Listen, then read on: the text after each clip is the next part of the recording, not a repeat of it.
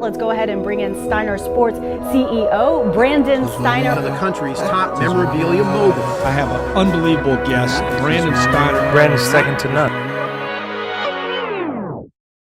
Welcome to Project X. Brandon Steiner on a Monday, and looking for that big idea, looking to fill this book up. If you've got a great idea, I want to hear from you. Just message in your phone number. We'll call you. Love to hear your entrepreneur ideas.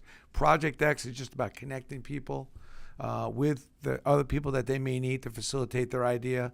You need a mentor. You need financing. If you're a finance, you're looking for ideas, this is the place to get it. We're just getting started. We're on a Monday, and we're really about the third week into this. And, you know, some growing pains, getting the set, getting everything organized away, but we're excited to help you. So if you've got an idea and you're sitting with it, you know somebody who's an entrepreneur at some level that's sitting with a good idea, just needs a little bit of some help. Don't let a bump on the road put you on the side of the road. Please have them come in, have them call in. Just write your number in on Facebook, message us, and we'll call you and we'll get you on the show. Today, no guests, all people calling in with different ideas. I know it's been kind of piling up, and a lot of you out there, thank you so much for letting us know about your entrepreneur idea. So I'm going to try to get to you as many as possible, and just to quickly give you some time to go over your idea and then hopefully give you some feedback on your idea. So we got our crack staff here. We got Jesse, we got Jack, we got Ben, and we're getting some phone calls, getting ready to go. But by the way, just one thing. Everyone has a story. Everyone. The question is your story true? And the most important thing is, have you already written the last chapter of your story, whether it be about an idea, relationship, the job you're at? Don't let the chapter you're now sitting with be your last chapter of your story, okay? And make sure that that last chapter, that story that the reason why you can't get it done, you haven't done whatever it takes, you don't have the right mindset, you're too old, you're not experienced enough, you're too young. It's bullshit. Don't let that chapter be the last chapter, and make sure the chapter in your book is true, because most of the time it just ain't true. And there's another and a better chapter to be written, and your idea through another set of eyes with a different perspective can happen. All right, we're going to take our first call. What do we got, Ben? We got Abe. His project is called Surely. I'll tell you a little bit about it. Okay, we'll go. We're going to rifle through as many of these calls as we can. So, by the way, if you're out there and you're sitting with an idea, just Facebook message in your phone number. We're going to try to get to as many as you can in the next 20 minutes to 30. Abe, you there? Yes, sir. How you doing, Mr. Steiner? I'm great. Thanks for joining us. Abe, what's your last name? Moment. How you doing, Abe? So, tell me a little bit about your product and and a little bit about yourself and why you came up with this product. Yeah, so about myself, I'm a student at Ohio State. I'm a junior. And Big win this weekend, huh? You're feeling good about yourself. Yeah, it was kicking Penn State's crazy butt. down here. Exciting. That was a great game, by the way. Anyway, I didn't mean to get sidetracked, but, you know, sports will always do that. Not that anybody was watching the game last night, that insanity of a World Series game. But anyway, tell us a little about your product and yourself. Sorry about that. Yeah, so I consult for the NFL in their millennial marketing, and I have another startup called IFA, and then I just launched a startup called Zerly. And Zerly is an e-commerce plugin that helps stores increase their conversions by 80% by advocating impulse buying. So the story goes, if someone goes to a store, it'll say, check out in the next 10 minutes and get $15 off your purchase. And we have 15 customers right now, and we've been able to increase their conversions by 80% on average. I love that. Now, is anybody using that? What are some of the companies? Is that product in play already? And is it's all online, or is it an app? It's an app. It's a Shopify app right now, and then we're building it out for other e-commerce. So if you see me lingering on a website, let's say, or if I'm purchasing some stuff and it maybe seems like it's taking longer than normal, or if I've gone onto a site and then checked out and ended up leaving some stuff in the cart, does something come back to me and say, by the way, if you go grab that stuff in your cart, you're going to get $15 off? Am I reading that right? So Not necessarily. What it does is, right when you hit the page, right when you, let's say for Steiner Sports, is somebody's looking to buy some sports memorabilia products. Right when you hit your page, a drop down comes in and says, check out in the next 20 minutes and get $15 off your purchase. And so that incentivizes people. It's a psychological term called loss aversion, which is the loss is greater than the gain. So people think that, oh, I'll never get this discount again. I have to check out right now, or else Creating urgency. Yes, sir. So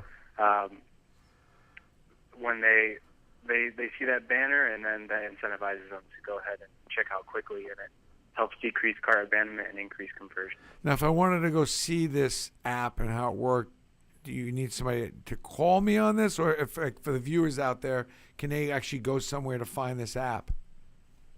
Right now it's private because we are testing still. So right now it's just us reaching out to people through Facebook groups and stuff like that, and getting them to people that are having trouble with conversions, reaching out to them and getting them to download it.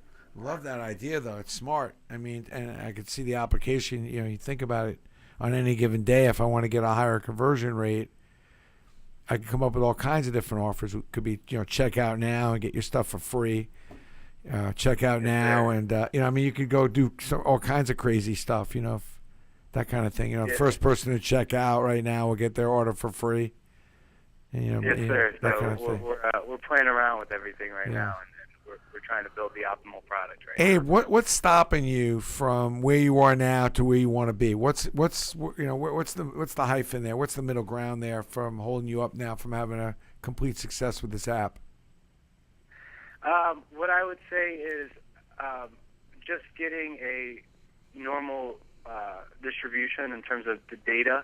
So that 80% might be a fad right now because we don't have enough people on there right now to go ahead and say, yeah, this is the exact number is 80%. It might be skewed or something like that. So what we want to do is just continue to test and get concrete data, so then we could roll it out to bigger stores and go to a Target or a Walmart or whoever is selling online that's big in retail, and say, we've been able to increase conversions on these Shopify stores by this exact amount, and we could do this for you as well. Are you having trouble getting to some of those platforms, meeting the right people, or do you feel you still have some work still left to be done on the app? I mean, right now what we're doing is we're talking to some people from big retail stores that have a huge e-commerce presence. But I mean, I'd love to talk to more as well. Okay. Why this idea? How'd you come up with it? My partner actually did. He was working on a product that was like a Wish app where you could just buy and sell things online. And one of the products that they had was a timer that gives people a chance to buy quickly. And he was telling the guy he was working with that this is the business that you need to take and run with. But the guy said, no, I don't even want to do that. So he took it and came to me with it, and then we started. I love the idea. You know, they'll send you a flash and they'll send you this product, and it's like you have 5 minutes to jump on board, and the first 100 people that do can buy into this product at this price, and it creates such an urgency and a swerve of people that go and do that. You know, you're getting a discount, but you also, you know, there's limited to only you and the 99 other people, you know, in a product that it seems kind of sexy, and this kind of fits right into that mold a little bit of that same kind of idea. Anything else we can help you with? Are you good on your financing, and you're good? You really just need to meet the right people that have websites that maybe can use your app. Does that sound like the big thing for you? Yeah, just basically just meeting people that that would love to use this and try it out. So, Abe, tell me on your piece of paper, Ohio State, they still have paper there or no? Yes, sir. Good. My son went to Michigan, so I'm not going to even get into that, but love the Buckeyes. Love you guys. You guys are good. But on your piece of paper, who are the top 5 biggest, most important people you'd like to meet right now? I mean, this is the opportunity for you to say, hey, anybody from this company, that company, this company, that company, have you got that right in front of you, the game-changing? You know, because it's amazing how many people have these dreams or have these ideas, yet they don't even have the game changer ideas in front of them that say, if I could just meet this person, a lot of things would change. Who's that person or who's that company for you? For me, it's more about picking from people that have built so many successful companies. So the guy that I've always looked up to is Steve Stout. Another guy is Maverick Carter. Other guys have been Webb Smith, Everett Taylor, and who's the other guy? I would say Les Wexner. And So those are the five have that- you reached out to those 5 guys? Yeah, so I have. I met Everett. Everett, I reached out to a few times. I figured out his email. Steve Stout as well. I figured out his email, but his assistant got back to me, not him. And Everett called me at like 1 a.m. one day, and we talked for about an hour. All right, good. Maverick, I met because I took Eddie George's class here at Ohio State, and I was able to meet him through there. Eddie George teaches? Yeah, he's a co-professor. I'll be golly. Really? Yeah. Man, that guy's smart. That's cool. Yeah, he's a really smart What guy. kind of teacher is he? Is he a good teacher? Yeah, he's a really great teacher. He brings in his class is basically teaching people how average athletes should leverage their platforms while playing football or any professional sport, and what ways they could do, and what they need to look out for, so to make sure that agents don't cheat them, and they're not getting cheated by people just because they're young, and helping them see what they need to look out for and not be taken advantage of. Love that, man. That's good stuff. Good for him. Wow. Yeah. I have to reach out to him. I got to get him on this show. Yeah, I could put you in contact. Yeah, I have his number, but if you could mention something to him, I'd love to have him on the show. I've always been a fan of his, and we've done some work with him, and obviously a great player in his day. And it's nice to see him giving back and on campus being productive. And also, I don't think you can go in. I don't think you can spend enough time with young athletes and explaining to them the way of the world. And especially coming from someone who's experienced it, it's invaluable, and we need more of it. I wish more universities would do more of that, because it's honest, it's authentic, and I think the players, one of the biggest things is trust. And it would be great, to have when you have somebody who's been through what you've been through and really sitting down for no other reason than just trying to help you. The trust thing is magical and maybe sinks in. It's a beautiful thing. Abe, I want to wish you good luck with your project. I'll keep an eye open for you as well, because I like the idea. It sounds like a winner. Matter of fact, I'm going to give my owl. Oh, we're not plugged in. We got to plug that in. Anyway, I love that idea. I think it's a winner. And I look forward to seeing that app in play. If not sooner, maybe on Steiner Sports, because I like that for us. I love screwing with people. I love putting something like that up and saying, if you purchase this right now, you're getting something for free, or you're getting this, I love just having fun with people when they go into the store. And I'm a little more of a retail mindset, and now I've kind of got my head wrapped around now where that's going to have to just be on a computer screen and create that same kind of experience. I think retailers are missing it. I still think they think that the customer is coming back and going to walk into the mall and walk into the store. It's just not going to happen, not for any time soon. No. You got to go create something exciting above and beyond anything you've done before to get people in your store. And by the way, if you're sitting with a store online, same thing. You got to create excitement or a real value proposition or a savings of money or time if you want a customer to come. And I think you have one of the biggies. You hit one of them right on the head, which is save you some money, save you some time, create some urgency, good leadership, create a crisis, create urgency. Good job on that.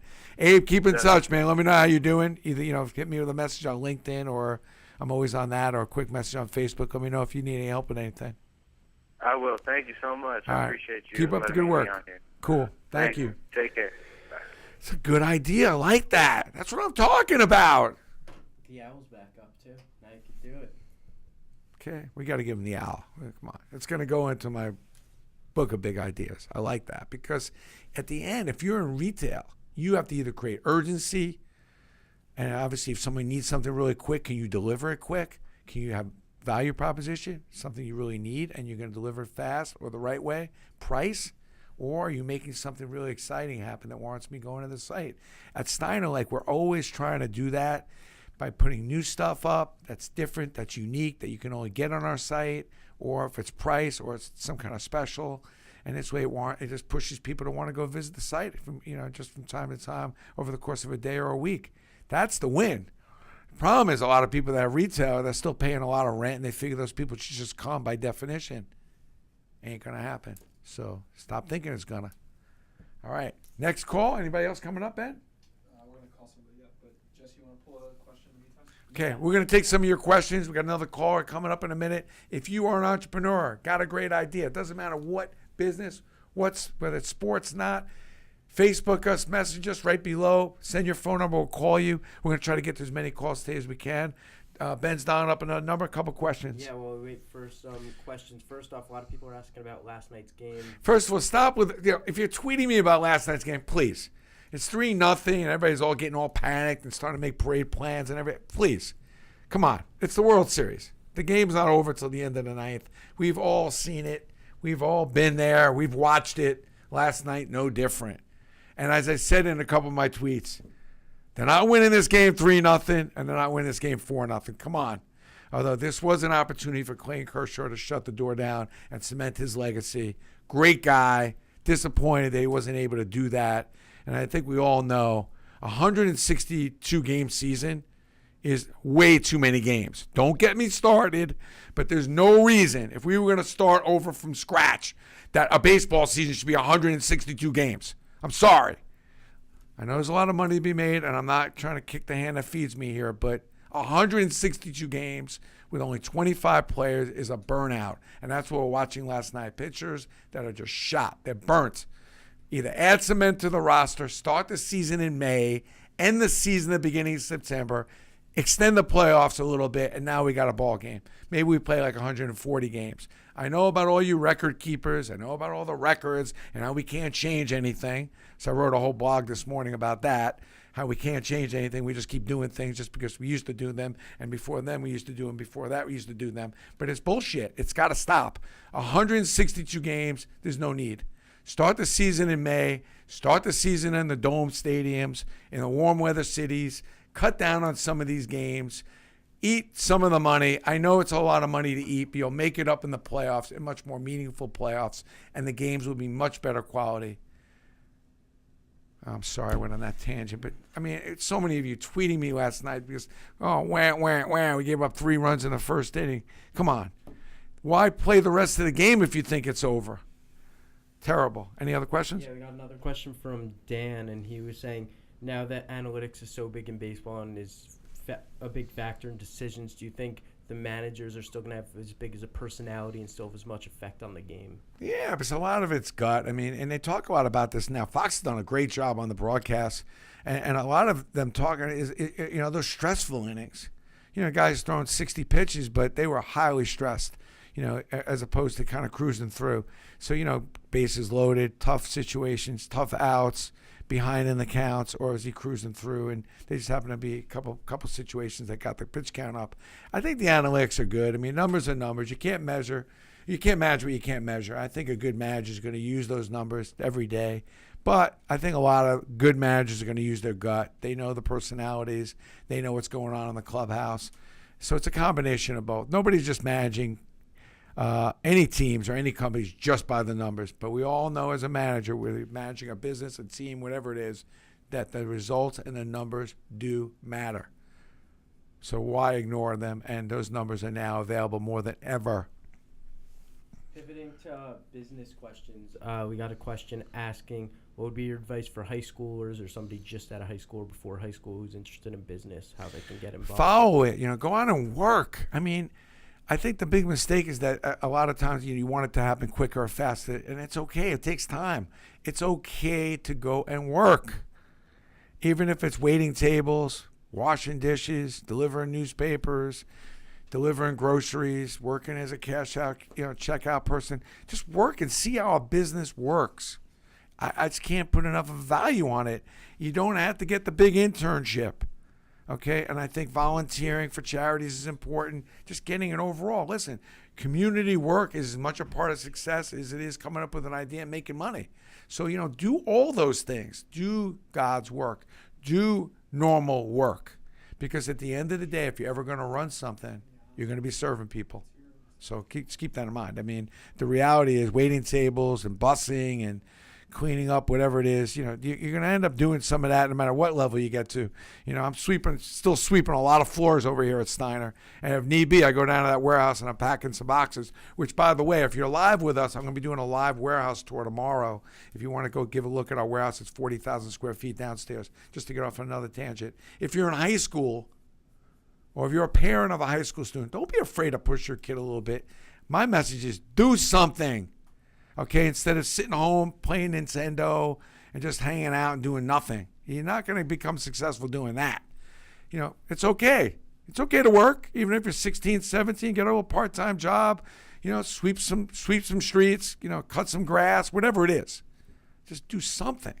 And going back to the warehouse thing, tomorrow we'll be doing that warehouse tour and doing a couple giveaways, right? Yes, we are. Always giving away a ton of stuff. So keep an eye out for that alert. That'll be on the Steiner Facebook, not on my Facebook, but we always give away a ton of stuff. And if you want to see how Steiner works and how some of the idiosyncrasies of putting together manufacturing signings and stuff like that, you can check that out tomorrow. We'll do a full walkthrough of the warehouse, and who knows what's going on, who's going to be down there. Could be fun. And I think we got a call coming up, right, Ben? Take another call, Ben. What do we got? This is Adam. His business is called Thrive Fantasy. Adam, what's going on? Thrive Fantasy. Tell me about it. What's your story? Hey, Brandon, how are you? What a game last night. It was all right. It was way too late. They could have started that game at 6 and let everybody watch it. You know what I'm saying? It's not that important. I mean, if you're on the West Coast, it was good. Game ended around 9. Game ended around 9:30, 10. But it's bullshit. It's Sunday. Everybody's off. Start the game. Sorry to interrupt the other league, which nobody cares about anyway. So I'm not going to stand for the guys that are not standing. If the guys can't stand for the national anthem, even though it's pissed off a lot of people, then I'm not standing for it either. I'm not watching. I've cut out my NFL watchings. I just got to tell you, I didn't mean to get on another tangent, but it pisses me off. And the game is just too late. You could start that game at 6 o'clock. You don't have to start so late. There's no reason. I wanted to go to bed. I just couldn't do it. No, I did. I went to bed. I said, screw it. But anyway, I knew it was going to be a whole thing, and I don't want to. It's not only staying up, but then you can't go to sleep right after that.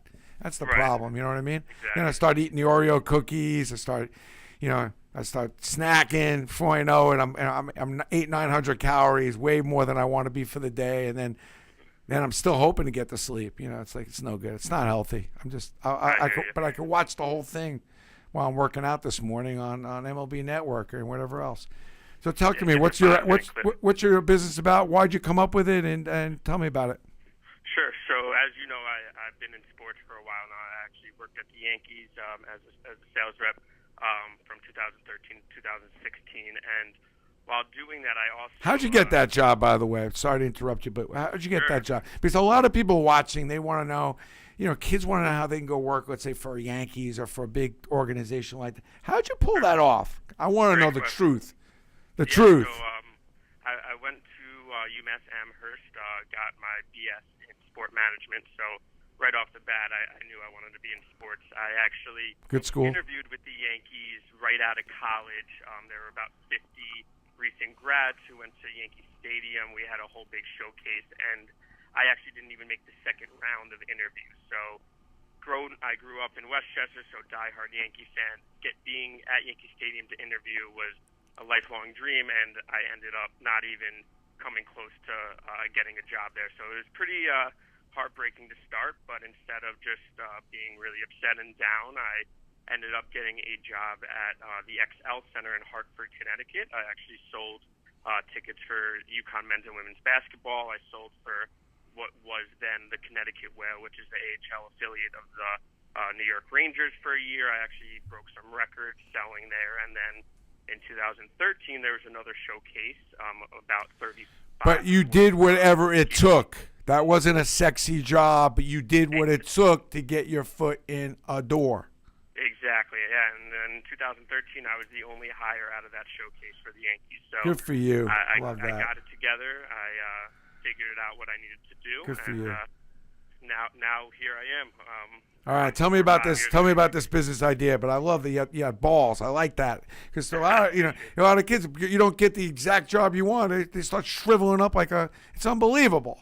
Yeah. I mean, deferment. Yeah. I love that all these colleges defer all these kids. I'm like, hello. I told my son it's the beginning of many deferments, but doesn't mean it's permanent. It's just deferment. Exactly. And that's exactly what the Yankees were. One of the biggest advice I can give to recent grads or people with 1 or 2 years experience, just grind to get what you need to get done. And you're not going to get your dream job in the first 5-10 years possibly of your career. So just stay focused on what you want to do, what you need to get done, and do it. But love it. More so on my company. So I left about a year ago from the Yankees.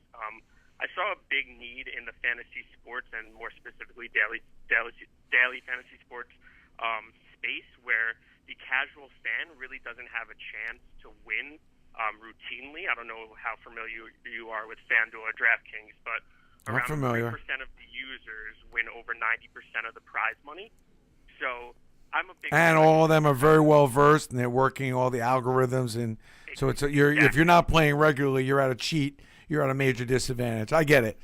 Exactly. Yeah, they have the wide receiver 3 of the Vikings in their lineup. Let's just say, and the casual fan like myself, I would never contemplate putting them in my lineup. I just feel like that wouldn't make sense. But they end up winning all the money, and then I'm like, wow, I feel dejected. I even feel scammed. So what myself and a couple of my colleagues have done is we created a new daily fantasy sports app engaging like the everyday fan. So really what we're doing is solely using top-tier athletes in all the respective sports.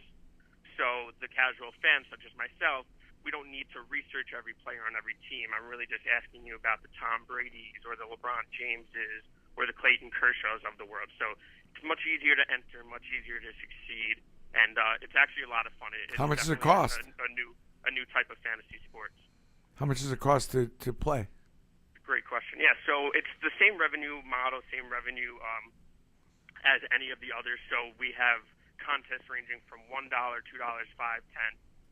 To start, obviously, we don't have the funding as a major FanDuel or DraftKings does. So like our highest entry fees will probably be around $50 to $100 to start. Is it in play now or not yet? Yeah, so we're launching in about 2 weeks. Ooh. Don't quote me on the date, but yeah, we're really right around the corner. We're on the 1 yard line. We need to punch it in.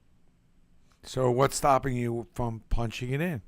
Yeah, sure. So we have a bank approval that we're waiting on for the transactions, but all our licensing agreements, all our relationships, all our contracts, those are all in place. We're just waiting on the final step from a bank, and then we're ready to launch. So definitely everybody listening, everybody who you know, we'd love if you can tell them about Thrive Fantasy. We think that this opportunity can really take a nice hold on this market. But obviously you're competing against the FanDuel, DraftKings, and some of these others. Obviously ESPN has their own. How are you going to compete from a marketing standpoint to let all these people know that you got the bad mamma jamma fantasy game versus them? Great question. So as I've done my whole life, we're really just going to grind. We're going to take it step by step, be really efficient, really frugal with our marketing. But a nice advantage that I have is actually my childhood friend who's on board with my app right now, was the head of marketing at DraftKings for over 4 years. So we really have a strong go-to-market strategy. We know who we need to target, how to target. That's a good get, man. At a really cost-effective That's a great get. I got to interrupt you for a second, though. That's a great get. If you can't beat them, steal them. But that's right. I will tell you one thing, though. In this day and age, though, it's still very hard to go and grind out a platform when other people are spending enormous amounts of money, have enormous amounts of people building their platform or maintaining it. It's very still tough to compete. You are going to need money at some point. It is a pay-to-play. Nobody's going online because you're a good-looking guy and a nice person, you then get traffic. No. I hear Those days are so over. They're done, finished. It is a pay-to-play, and you should be careful because you got the knowledge. 3 million pay-to-play play users a year Yeah. on Daily Fantasy, and Yeah. yeah. But to answer your question, we have raised over 300,000 already. We're looking at another seed round of about $500,000. All right, So now we're getting away from the chitty chat and we're getting to the core of the matter. So you need about $300,000. You're looking for somebody who is possibly an investor out there that loves fantasy sports, believes in fantasy sports, and you got a better way to do it, and you got the inside track guy to know all the bad shit that's been done in the past so you don't make those mistakes again. Exactly, yeah, and they actually fought a lot of the battles for us already. I think we're coming in at a really Good. good spot. All the legislation is pretty positive right now. It's actually going to the direction where people are really thinking that it could be illegal in all 50 states and federally. So if we have a known platform that can be there when it comes to the forefronts, then we're really excited. Where do you value your company at? What's the valuation right now? Yeah, so we have a $3.5 million pre-money valuation. $3.5 million So what does the $300,000 get you? Like 10% of the company? Yeah, so we're looking at 500 at a 3.5 million pre right now. So it's about 500 will get you about 12 to 12.5%. Okay. Which is right in the seed round for a tech-based company. We're considered a tech-based company because we're on all the platforms. We're on Android, iOS, and web. So, Someone wants to get a hold of you. How do they get a hold of you? Great question. Yeah, so it's going to be Adam@thrivefantasy.com. And let me ask you a better question. Adam@thrivefantasy.com. But let me ask you a better question. Is it the money you want, or do you want a strategic investor? Like, does it make sense for you to have a platform that has a nice following for your types of users, make that investment, or do you really just need the money? You figure you can figure it out the rest of the way. So we have had a couple people come to us who want to invest, but our values didn't really align. They were looking more for like a unicorn growth for the people not in like the startup space. They're looking for like a rapid return on investment, and that's not Isn't really everybody what we're trying to do. who doesn't want a return right away? I mean, really. I mean, Right. Well, that our revenue base and what we're looking to put together, it might not make sense for every investor because it is going to be a grind. We're not. So just to put in context, DraftKings has raised over $700 million. So we're not even going to be able to come close to competing on a national level with them for at least a couple of years. So if there are people who are listening out here thinking that we do have a chance to steal market share that quickly, it's a pipe dream more than a reality. So all right. we're taking that 500. We're really looking for strategic investors as well as the money, obviously, but just as well for that 500, we're really putting most of that away for a rainy day. Yeah. We're not trying to touch it for a long time, just in case we need it for something that comes up that we don't foresee, because I've never done this before, but I heard that happen. Well, I think it's important for you to get it more out in front of your conversation. And I think it's important to think about who's the most important and best possible investor that you can get, and start talking about it and start thinking and dreaming about it. Because at some point, if you're going to get the money, not all money is good money, by the way. Tweet that out. Agree. Not all money is good money. And there's nothing like getting the right money from the right people for the right reasons. And I think you can't focus on that enough when you're young and you're just getting started, because the wrong money for the wrong reasons, like you had even said earlier, expecting something that just can't happen quicker than you want it to happen is a nightmare. So good luck with this. This is a good idea. Not a new idea, but a good one. So you better make sure that this idea that you claim is improved needs to be, and you got to make sure there are plenty of winners, because that is the knock on DraftKings and FanDuel, is just not enough winners, and the algorithms of these X amount of people always win. And it's one of the reasons that just pushed me away from it. I was like, I can't keep up with this. And knowing me, I would go get in all those algorithms and start figuring out how I could be in that 3%. I have no interest in that. But thank you. Right. Hey, good luck with this. Keep in touch, right? Brandon, thank you so much. If you're out there, you're interested, please get a hold. We'll post all your information below. And if you're out there and you have an idea, sales idea, entrepreneur idea, Facebook message your phone number in. Hey, thanks for your time on that. I like this idea. Good luck. Couple other questions. We take Ben. We have a couple other calls. I'm trying to line another one. Okay, we'll do another couple calls. If you got an idea, you're sitting with a product, please bring it on. Let's talk about it. give you an opportunity. You never know who's listening, and hopefully, and that's the point, really, isn't it? Do whatever it takes. You never know who's listening. As my son always told me, yeah, my son, giving me good business advice. You just can't put a value on meeting people and putting yourself out there. And it's hard when you're younger because you think putting yourself out there is just always happening with your phone, with text and Instagram and all that. But, you know, going out and meeting people, you just can't put a value on it. And it's true. If you're sitting with an idea and you're an entrepreneur, you just can't go out and meet enough people. And that means actually having to pick up the phone, calling somebody up, and setting up an appointment to meet with them. But you can't put a price tag on it. It's invaluable.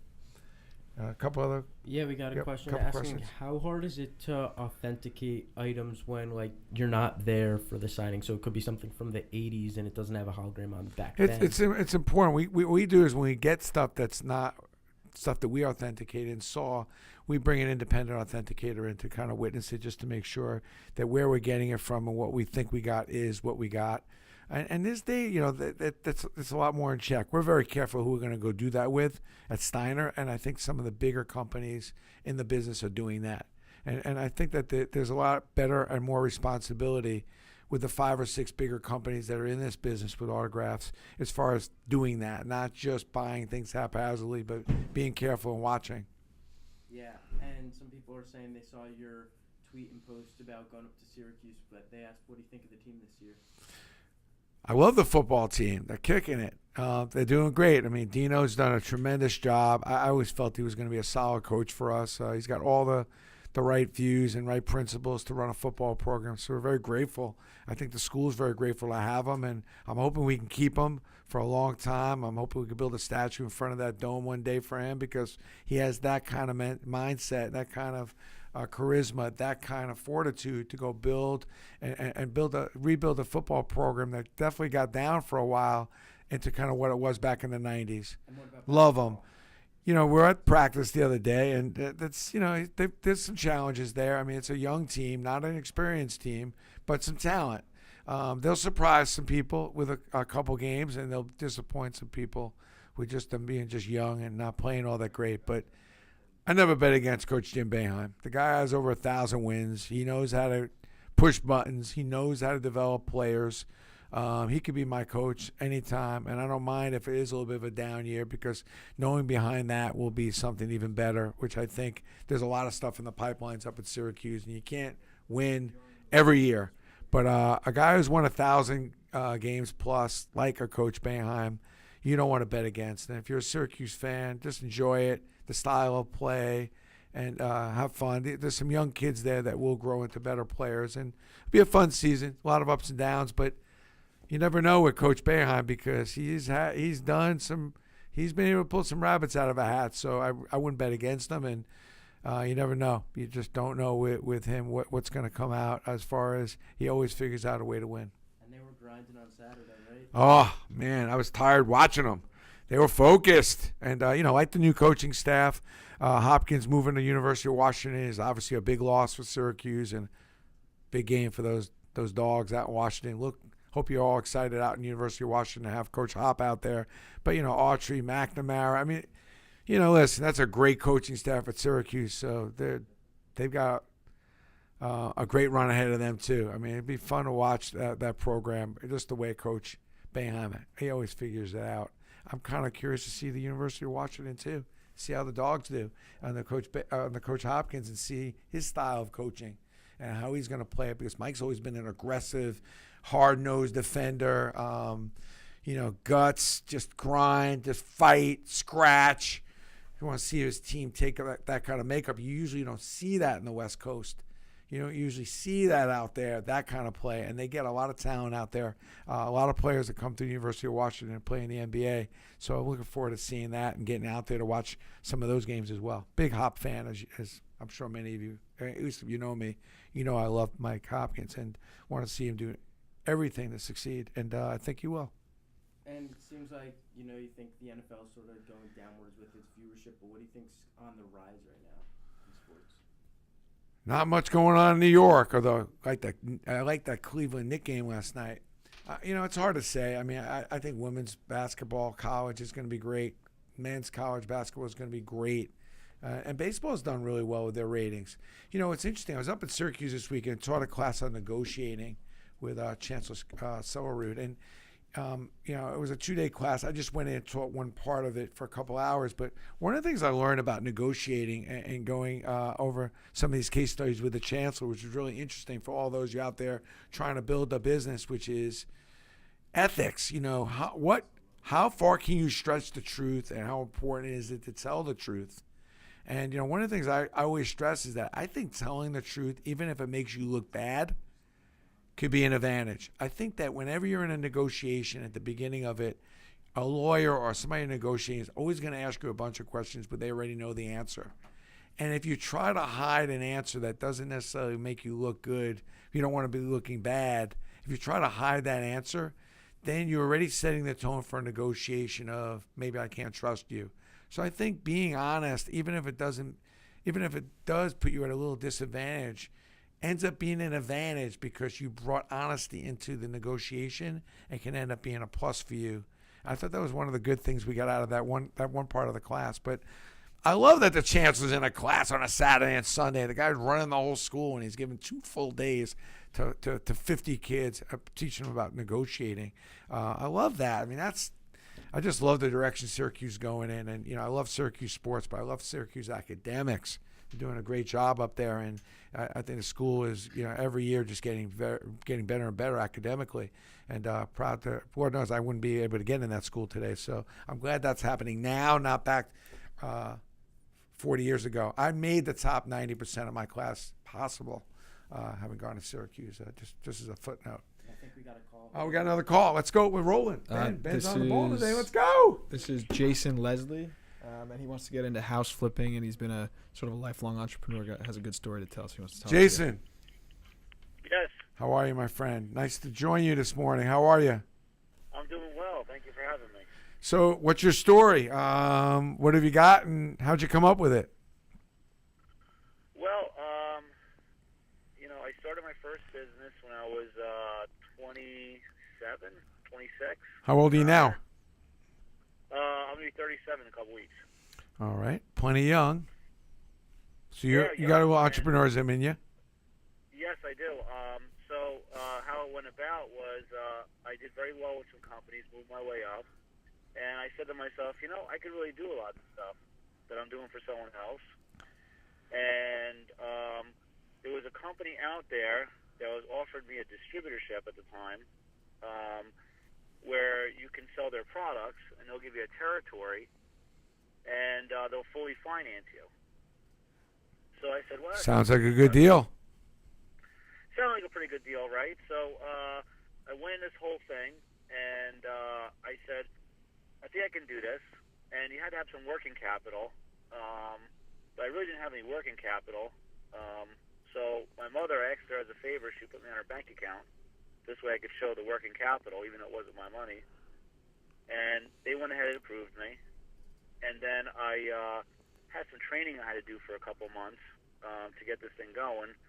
So I used my tax return money to live off of, to pay my bills the next couple months until I was ready to go on the road and start selling this product that I was selling.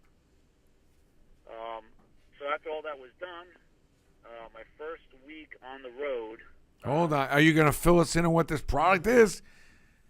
Oh yeah, the product was it's professional tools called Mac Tools. They've been around for a long time. I'm pretty sure you heard of them. Okay.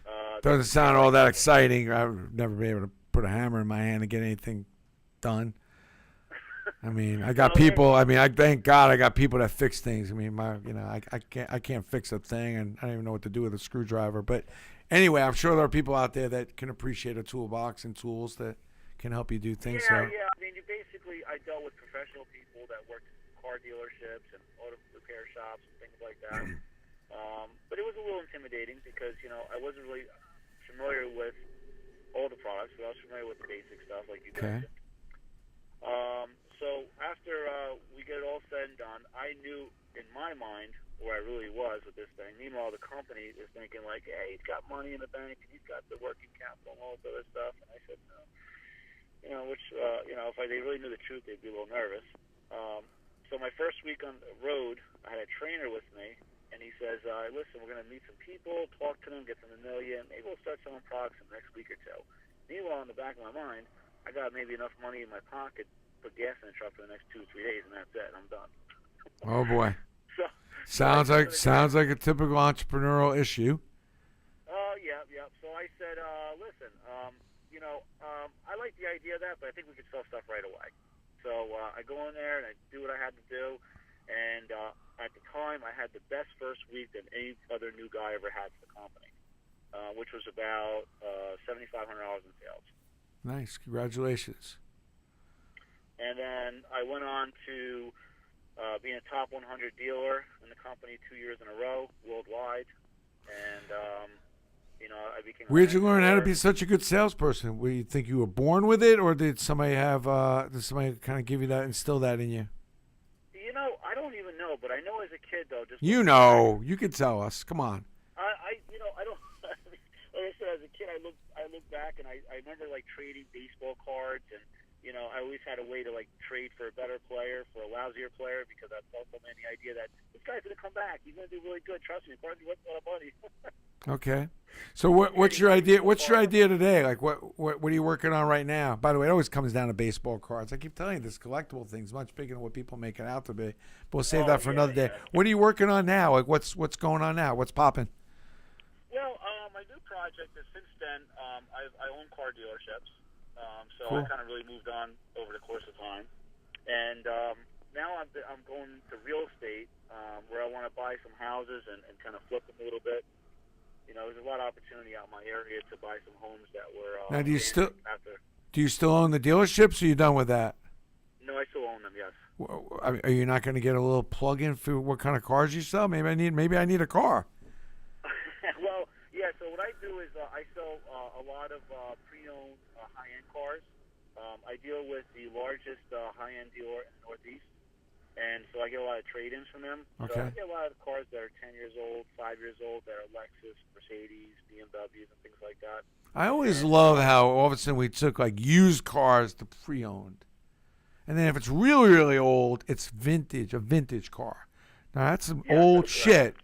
But I invented that concept, with some of this crap that I'm selling. But it's funny how like you took like, it's a used car, man. It's somebody beat up, and now it's trying to get rid of to buy something new. So do you want that? But that's a pre-owned, not used. And if it's really old, I sell vintage cars. But anyway, I'm a big fan of pre-owned cars. I mean, and I like that they've kind of made that business more, more real. Like when I was a kid, you bought a pre-owned car, used car. God, you never knew what you were getting. But now it seems like there's more inspection, more checked, and you have a history. You know what you're getting. It's more legitimate. So you're in a legitimate business. How many cars do you sell a month?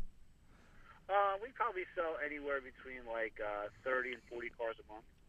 Cool. Yeah. Have you ever read the book Joe Girard, How to Sell Anybody Anything? Say that again. It's Joe Girard, not the manager. Joe Girard, How You Sell Anybody Anything. How to Sell Anybody Anything. One of the greatest car salesmen of all time in the Guinness Book of World Records. Set the record for most amount of cars sold in a month. It's a must-read. If you're a salesperson, you got to read the book. If you're in the car automobile, you got to get this book. I mean, it's a little dated. The guy's probably 90, and I read that book. I've made millions off of that book using his strategies. Love that book, by the way. Well, yeah, I mean, at the end of the day, sales is pretty straightforward. It doesn't matter what you're selling. It's a matter of two parties trying to feel like that they're both getting a good deal. And, it's almost like mediation in some way. And, and you just got to, like, somehow create this idea that they're getting a great product or a great deal. And then in their minds, they have to buy that idea that, Hold on. I got to stop you there for a second. I'm not in agreement of that concept right out of the gate. I think sales is not a straight line approach. I think it's really understanding what the customer needs and then trying to alter and trying to get the product in according to where the person needs to buy it. And I think value proposition supersedes price every day of the week. If you're watching this program now, please, everybody's so caught up in price, but it never supersedes me getting you exactly what you need the way you need it. That always trumps all. Can you get me what I want the way I need it, or you're trying to sell me what you're trying to sell the way you want to sell it?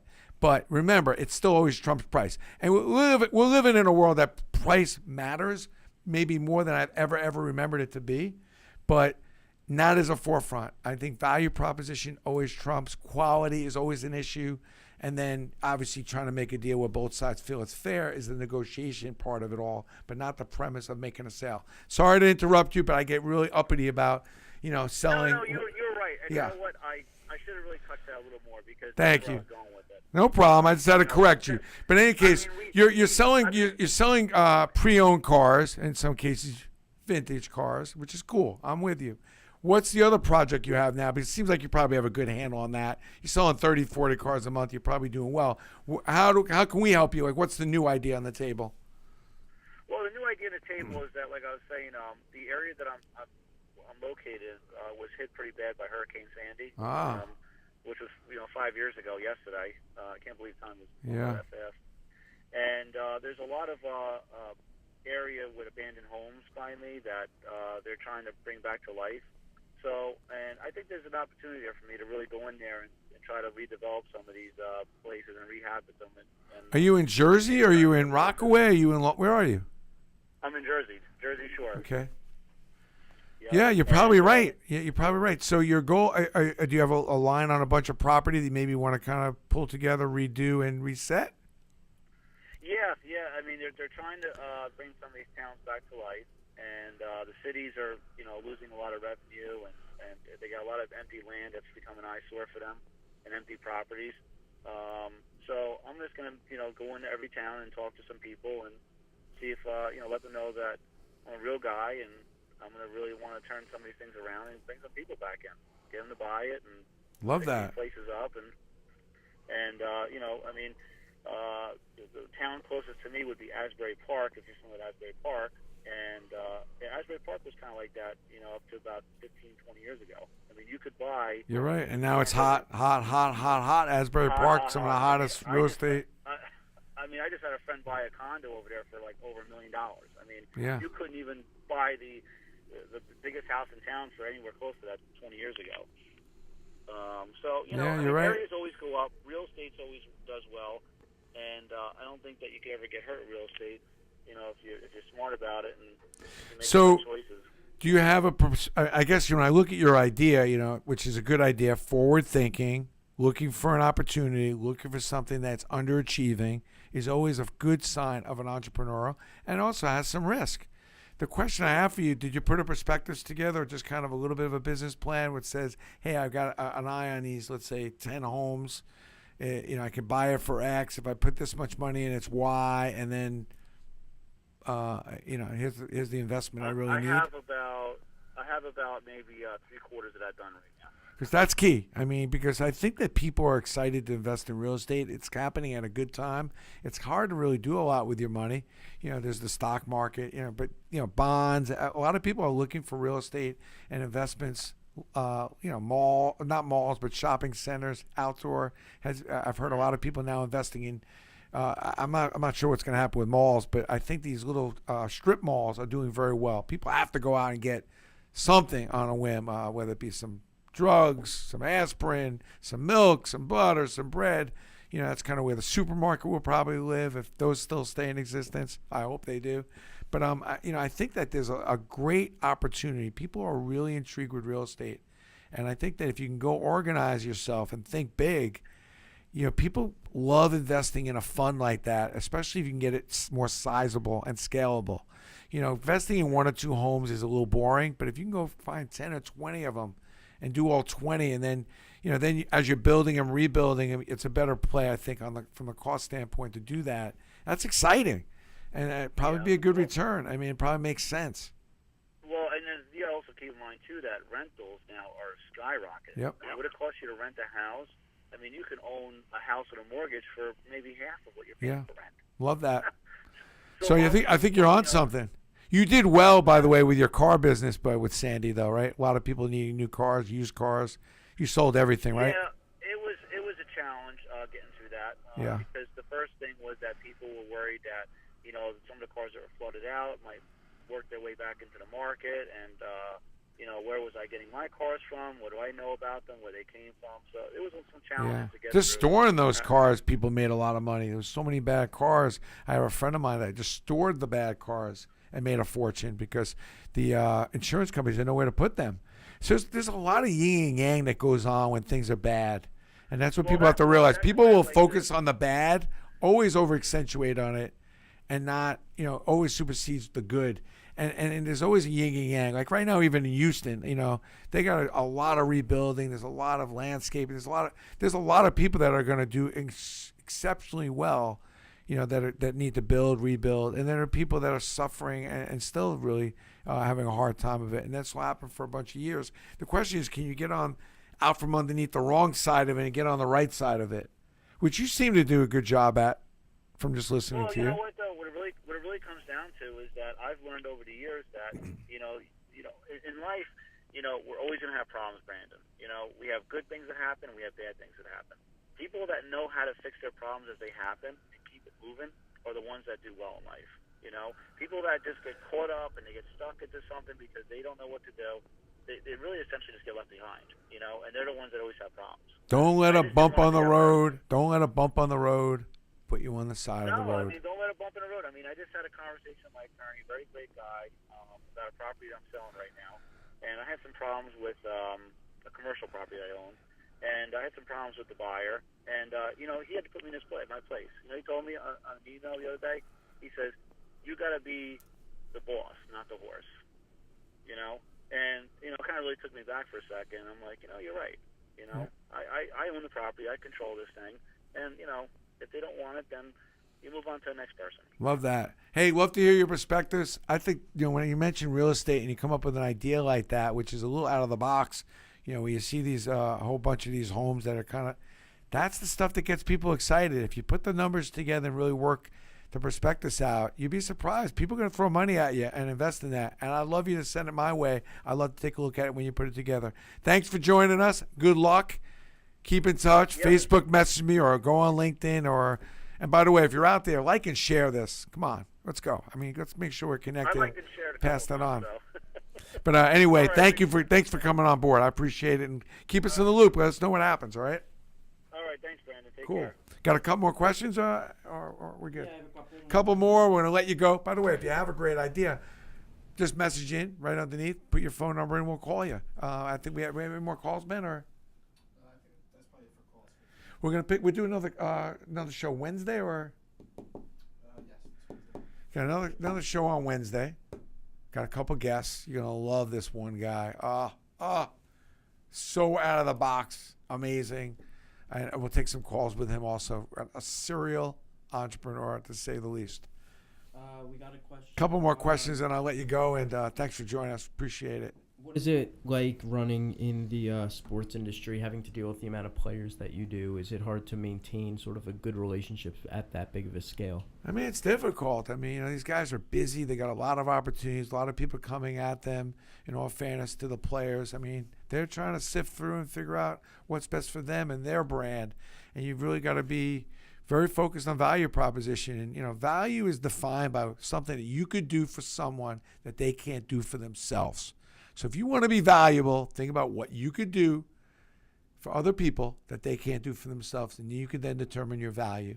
And I've been doing that for 30 years at Steiner, and I'm going to continue to do that, but it's really important, regardless of how big a name of athlete you're dealing with. If you want, any of these players are really busy and they get a lot of opportunities, but if you want, you got to create value. You got to show them value of things that you could do for them that they can't do themselves. And that's my methodology with a lot of these players, is really just trying to figure out what I can help them with and what I could do for them that they probably can't or don't want to do for themselves. And so far, so good. It's a blessing. I think I just learned a tremendous amount from the players, because I don't think that you can be the best at what you do on any level and not learn something. And I think, the amount you can learn from these players, it goes bigger and greater than just them hitting a ball and throwing a football. A lot of these guys are, and women too, are very talented in their focus and their determination and their mental stamina to be able to do some of the things that they've been able to do. And for some of them for long periods of time, moving the money aside, because imagine how focused and motivated you have to be with some of these talents that have made the money and gotten the money and are still locked in, focused, determined, and just insanely in love with what they do. You got to give them a lot of credit, to entertain us week in and year in and month out, and they've already gotten the money. So it's not the money that's motivating them, but their sure joy and love for what they're doing, which I think we need to have more going on in the world, in this country, in businesses, is not people so focused on just the money and the numbers, but more enjoying and loving what they're doing. And last question, do you think the next time that we'll be live for Project X on Wednesday, the Astros will have won, or do you think it's going to go to Game 7 Wednesday night? It's a great question. I tell you, I did pick the Astros in 6. I'm going to stay with that story. But the way this series is going, I mean, who knows? This series has not been anything less than entertaining. And certainly back, forth. I think Kershaw had a great opportunity to cement himself into, real legacy for himself with a gem last night. It just didn't work out for him, but I wouldn't take anything away from him or either one of these teams. Both these teams are really good teams, and it'll be fun to watch. It's tough to put away a team on the road that's desperate, and that's what the Dodgers will be tomorrow night. It's very hard to beat a team that is at home desperate. Hard to do it, especially a team that's worked really hard and has had a good season, and they're pretty together themselves. But the real players will show up tomorrow night. I don't know who they're going to be, but it's game time now, and the real players that this kind of situation doesn't even faze them. That's who ends up being your rock stars, and I don't know. It could be one of many players. It's exciting to see how this is going to play out. I think that's it, and we'll see everyone tomorrow, right? We'll see everybody tomorrow. We're doing a live tour. If you're interested in that, you look for the Steiner Facebook page. Like and share this page. Email in your number, ideas. I'm always on LinkedIn answering questions. If you've got product ideas, service ideas, new companies, new businesses, love to hear them. We try to get as many of your calls in. It's been kind of tricky coordinating this, and as we're working on it, we'll be able to take more of your calls and get more guests in studio. But in the meantime, it's been fun. We're just trying to get a show called Project X off the ground, which is helping people that, they've got good ideas and help them see them through and make their dreams come true. Thanks for joining us. We'll see you tomorrow, and then for the next Project X show, we'll see you on Wednesday.